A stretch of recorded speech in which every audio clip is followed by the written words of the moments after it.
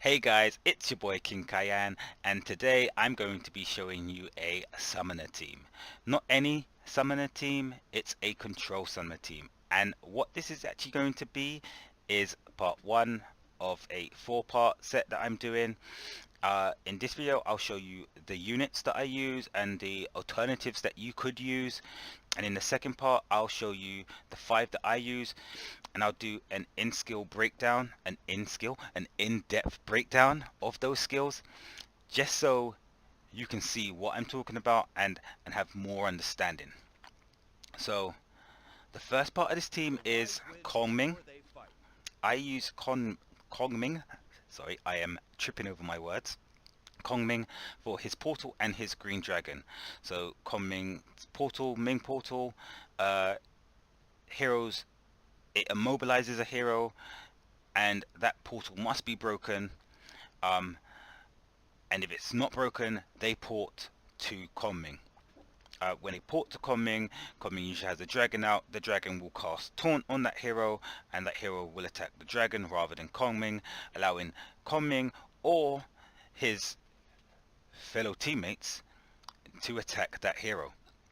So how I force through this portal is I use Medea. Now, when I'm using Medea, what I'm actually doing is I'm using Medea for one of her 3 silence moves. So she has the Lordling Bite, which she summons 2 Lordlings when Baneling Bite is cast, and the Lordlings seek out unsilenced heroes to silence them. She then has the AoE Shadow Smash, which is a AoE silence effect, and it silences a group of heroes. So if they're bunched, it's a guaranteed 5 silence or a 4 silence if you've portaled one. And then she has her skin, which is the Wicked Web. Now the Wicked Web is a constant damage. The web has to be broken. If the web is not broken, silence will continuously be cast. Now I think it's the key thing here is that it's not a perma silence. It was just it will continuously cast silence. And what that does is, if someone has a scorpion and they break the silence early and they have that immunity to the silence, that silence then goes off. It has to go off if that wicked web is not out. So when Ming uses something such as his portal, you now have 5 heroes stuck with only basic attacks, having to break a 17k portal, and it's just not going to happen, and you're definitely going to grab one of those heroes. So how I keep this going is I use a Merlin, and for Merlin I'm using her for her huge AP add-in and her pet skill, where if a pet is attacked and killed, it will turn the killer into a pet. So this is great when you want to control AoE users. So if you want to control, let's say, a Lotus, you want to turn a Lotus into a pet, or you want to turn a Hallie into a pet, or even a Lucifer into a pet. This is Merlin. Merlin will force that interruption into that person, and it stops people from chaining. So Hallie used to be able to chain constantly ults. For me, this stops that, and it allows me to put that Hallie back into a silence, or onto a portal, or onto a knock-up. And that's where I use Alma. Now I use Alma for Alma's magic resist. Ghost power drops my ghost power right now at level 94 plus 15 drops 320 magic resist. It's a skill that is based on Alma's magic penetration, but we'll go more into that into the next video. For now, we're just going to be talking about Alma's great array of knock-up. So Alma has Ghost Swarm, which is her ultimate, which we know does the AoE knock-up. However, with her skin, she gets a new huge array of knock-up, and what that is her ghosts leave a mark on the enemy, and when Alma casts a basic attack or her skills, she only has AoE skills or summons, and what this will do is she casts Ghost Whirlwind. Ghost Whirlwind goes in hits a group of heroes, they all go up in the air. Great knock up. So they're under silence, and now they're under constant threat of being knocked up. And if they break that and happen to attack a pet, they will be turned into a pet. And while this is happening, they can be immobilized by Ming. It doesn't sound great. It's a great control team that, if it's uninterrupted and you haven't got the speed or you haven't got the protection, once this team lays its traps, it's just these 4 heroes here, once they lay their traps, you are going to be stuck, and it's going to be a systematic shutdown of your team. I've been using this team for a long while, almost, I would say, maybe 300 days now I've been using this team. This was the team I was building from the start. Everyone was saying, you're crazy. Why are you using an Alma? Why are you using a Medea?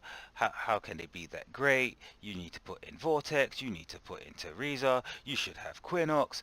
No, I don't need the legends. No one needs the legends. It's just about making a team, knowing what you want that team to do, what skill you want to focus on.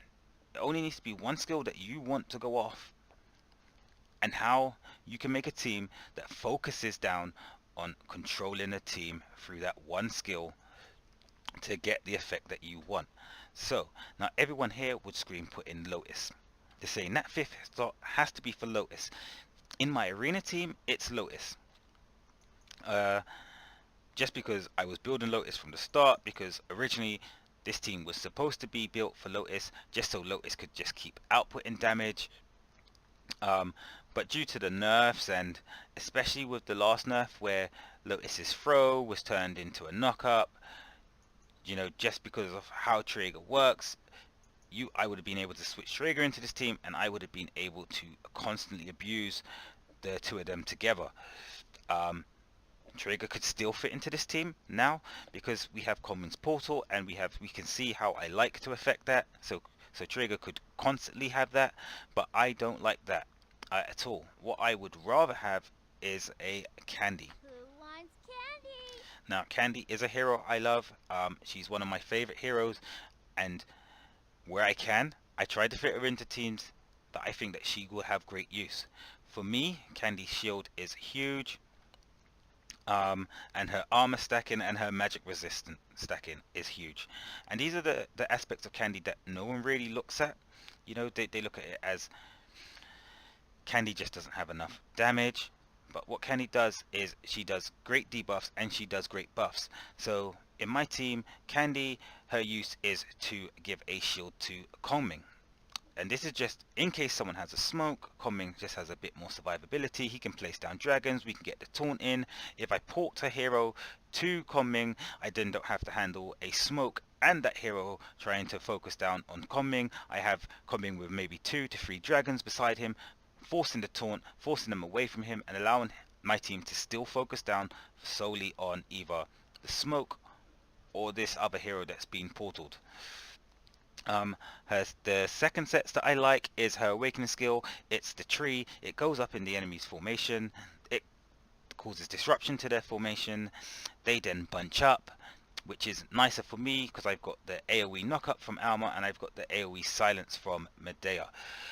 The last one is her shield and healing debuff.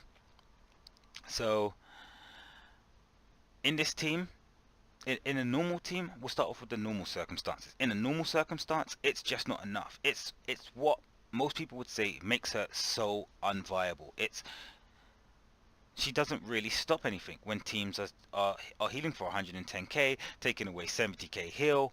What's the use? When you have an Ingrid who can throw up shields, when you have a Ufa who can throw up shields, and we're talking huge shields, she's just not taking anything away because she just doesn't cast quick enough. You can't get a team that casts quick enough. Well, I have that team that could actually counter those heroes very nicely, where they have a lot of AoE damage. They will focus down on the area where her Ever Tree is, and I can get those 5 layers consistently on a 5 to maybe 7 second basis.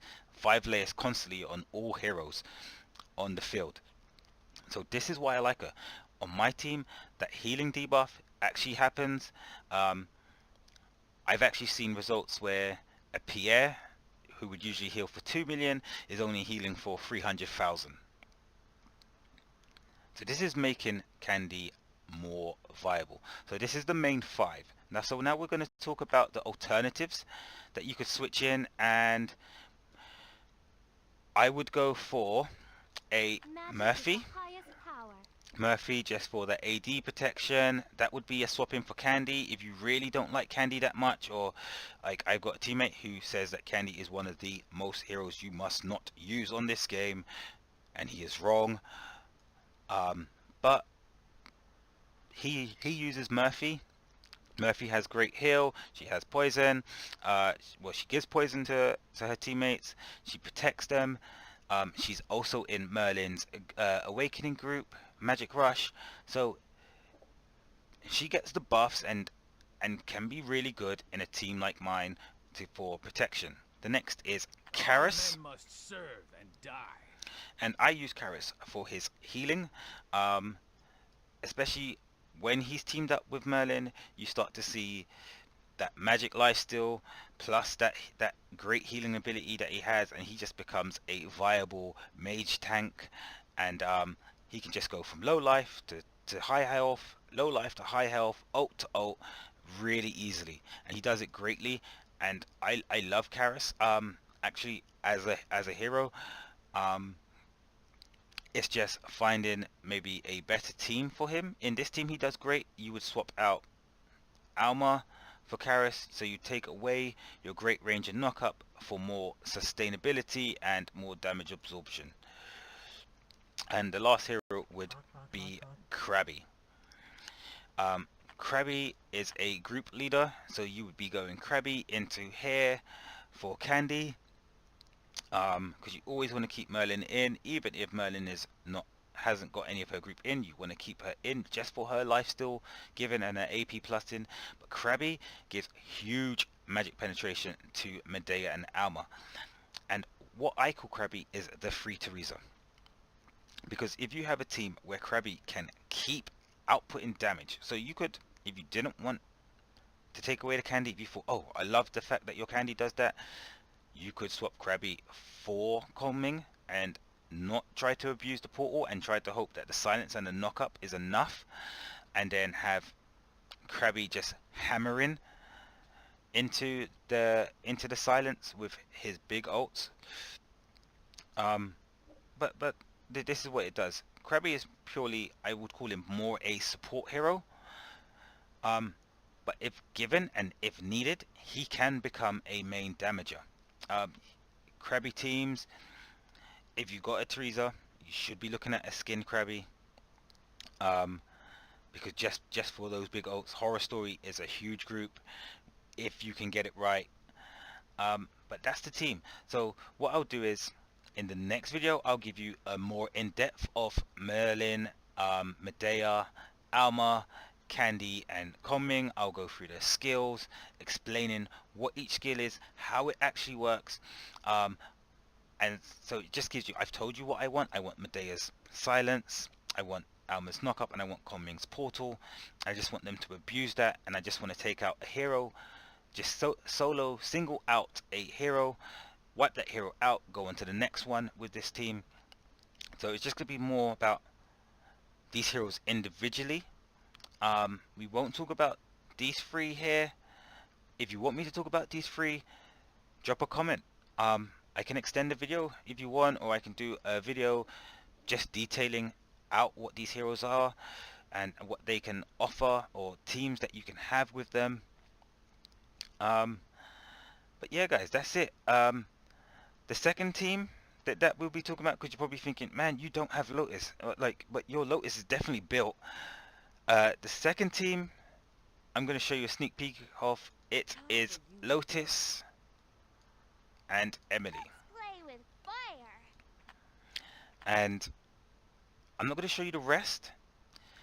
Drop a comment below. What do you think the team is? What team would you run?